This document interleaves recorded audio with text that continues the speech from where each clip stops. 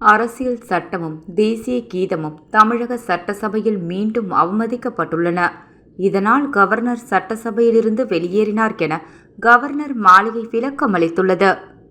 புத்தாண்டில் தமிழக சட்டசபை கூட்டத்தொடர் இன்று காலை 9:30 மணிக்கு சட்டசபை கூட்ட அரங்கில் துவங்கியது. கூட்டத்தொடரில் பங்கேற்க வந்த கவர்னர் ரவி அவை தொடங்கிய 3 நிமிடத்திலேயே தமிழக அரசின் உரையை வாசிக்காமல் புறப்பட்டு சென்றதால் பரபரப்பு ஏற்பட்டது. தேசிய கீதம் பாட அனுமதி மறுக்கப்பட்டதாக கூறி கவர்னர் ரவி கூட்டத்தொடரை புறக்கணித்தார்.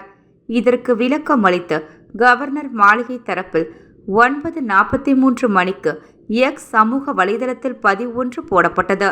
அந்த பதிவில் கூறியிருப்பதாவது: அரசியல் சட்டமும் தேசிய கீதமும் தமிழக சட்டசபையில் மீண்டும் அவமதிக்கப்பட்டுள்ளது. தேசிய கீதத்தை மதித்தல் என்பது நமது அரசியல் அமைப்பு சட்டத்தில் கூறியுள்ள முதல் கடமை. கவர்னர் ரவி சட்டசபைக்கு வந்ததும் தமிழ்த்தாய் வாழ்த்து மட்டுமே பாடப்பட்டது.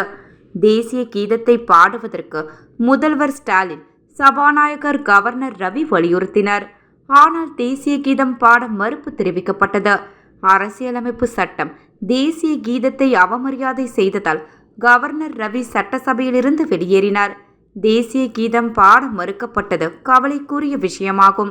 இவ்வாறு அந்த பதிவில் தெரிவிக்கப்பட்டிருந்தது. ஆனால் சில நிமிடங்களில் அந்த பதிவை கவர்னர் மாளிகை நீக்கியது. அதன் பிறகு மீண்டும் சில திருத்தங்களுடன் அந்த பதிவு மீண்டும் எக்ஸ் தளத்தில் போடப்பட்டுள்ளது.